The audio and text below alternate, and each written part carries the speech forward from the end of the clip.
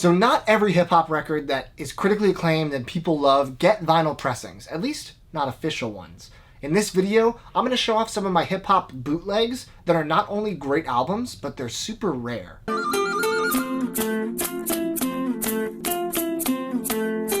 So these are bootlegs, as mentioned, and they all come from the same mysterious company, I believe over in Germany, that pressed a ton of hip-hop over a span of 3 or 4 years when all these albums that didn't have pressings were getting these bootleg pressings, and they sound pretty good. Some people report that these pressings sound bad. I think that's more telling of their setup. My setup is not the best of all time, but it's good enough that I can tell the difference between a good and bad pressing. These all sound fine. I bet the majority of them are CD sourced. That makes the most sense. I don't know how else they would get those files, but some of them do sound different and or better than the CD. Maybe it's a placebo effect thing. I am not sure, but I will say all of these records, with minimal surface noise at times, sound definitely good enough to listen to and are worth owning in your collection. First up, we have Chance the Rapper's Acid Rap. This was an album that hip-hop fans loved of Chance, but Chance wasn't in the mainstream until Coloring Book, when everyone was like, oh, Chance the Rapper's the best, and everyone else is like, yeah, we know. This is such a solid hip-hop album, and it features a lot of awesome people like Vic Mensa, Saba, Action Bronson, Childish Gambino, No Name. No Name actually had her breakthrough track, Lost, on here, which is where everyone first heard about her, and then her album Telephone obviously blew up and is one of my favorite soulful jazzy hip-hop albums that exists. This is not one of the original runs of the bootleg, which I believe were numbered on the back. I think those are supposed to sound even better than this. I think that for a bootleg, this sounds pretty nice. I'm happy with it. As with all the bootlegs, it's a thin cardboard sleeve. It definitely doesn't feel quality, but I have acid rap on vinyl, which is cool. One disc is on this kind of smoky, clear kind of color, and the other disc is similar, but it has this kind of pinkish hue to it. I would almost say it's a clear pink, but more emphasis on clear than pink. If you can find this bootleg, depending on how and when and where you buy it, it goes from between $60 to $150. So it is a rare record, even though it is not an official record, and if you're a Chance fan, I would hunt it down. Similar story to Chance, this artist definitely became huge over the past couple years. This album was definitely bigger than Acid Rap was, but I'd still say it was somewhat unknown. Although I think it is his best album by a landslide, Frank Ocean's Channel Orange. This is one of the best rap, R&B, fusion albums I've ever heard in my life. I think front to back this thing is a banger, and I'm upset that it's not on vinyl. Now, Frank's been doing weird things with vinyl. As you guys know, Blonde was available for a day on Black Friday 2 years ago, I believe, and now goes for $400 if you didn't buy it that day. The Endless he put out a couple months ago on vinyl. This is Channel Orange, though. Never had an official vinyl pressing, and again, this bootleg is definitely worth listening to. It sounds pretty damn good. The first disc is on this kind of like smoky, I want to say it has an orangish tint to it. I don't know though. Maybe it's just wishful thinking, hoping that I had an orange version of Channel Orange, which does exist, this beautiful translucent smoky orange. The colors are more or less random with these bootlegs. Sometimes it's like a small amount on one color and the rest on a mixed color random assortment, which is I guess how they get about doing this with leftovers from plants and stuff like that. But some of them have really cool colors that are more coveted than others. There's a whole bootleg culture with these hip-hop bootlegs.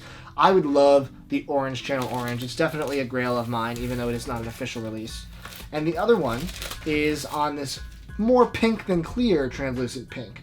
Again, I wish it was orange, but I'll just settle for the fact that I own it because it is not easy to find. You're going to be paying $50 to $150 to find a Channel Orange boot these days. Next up, we have Drake's So Far Gone. This was a mixtape that he put out before most people of the world knew who Drake was. He had a couple songs on here that got a little bit of acclaim, like Successful. Let's Call It Off is known because it samples Peter, Bjorn, and John, which kind of started that trend of rappers sampling indie music that I think is a really cool hybrid. Best I Ever Had, obviously, was the song that kind of propelled him into the stardom, and that was on here. Some of the songs that people don't know as well, Unstoppable is terrific, Houston, Atlanta, Vegas, and then I really love Say What's Real, which is him rapping over the Say You Will beat from 808s and Heartbreak, and it's just such a good set of verses. This was my first exposure to Drake, and it's still one of my favorite things Drake has ever done. Drake is the epitome of a hit or miss artist for me. When he hits, he is on. When he misses, he is so off.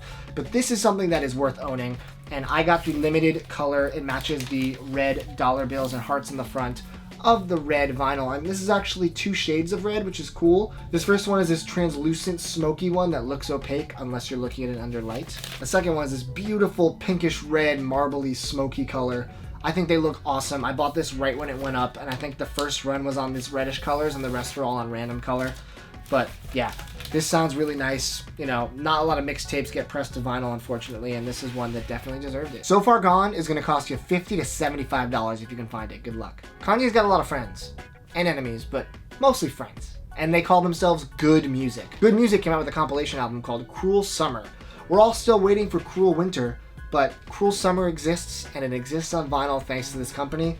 It has this really cool cover that reminds me of the Watch the Throne cover. I managed to get the limited version, which is on this kind of off-white marbly color. This limited version, much like So Far Gone, is going to cost about $50 to $75 if you can find it. They do have a easier to find, I think, random color bootleg, but if you want the color that was intended to be their limited version, this one, you're going to have to fork over the cash.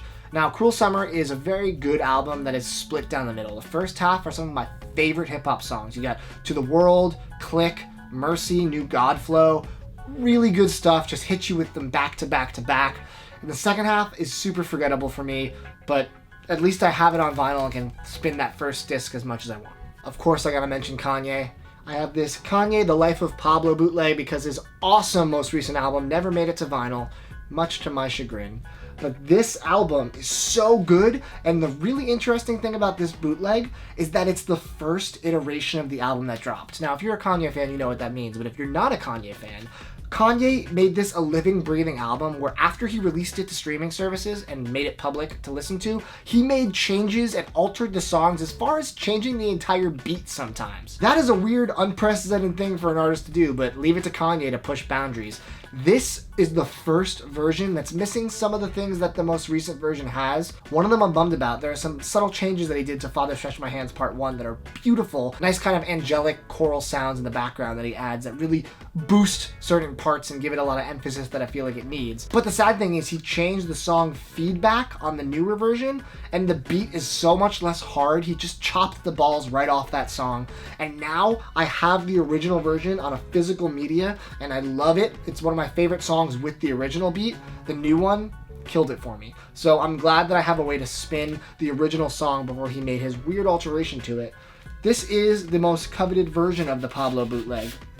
It is on this beautiful pink vinyl, as most of these have been, but this is a clear, translucent, pink, smoky Life of Pablo on that side. The other side's similar, it's just a lighter, a little less pink. But both of them look great, they sound great, and I had to pick this up because Kanye is my favorite, and I needed to own Pablo in some physical format. That'll also cost you about $50 to $75, depending on how you buy it. Those are my 5 rarest favorite hip-hop bootlegs. I have more. I could do another video if you guys like this. They aren't quite as rare, but they're definitely not easy to attain. Let me know in the comments if you want me to do that. Let me know what hip-hop bootlegs you own. Let me know if they sound good or if they sound bad.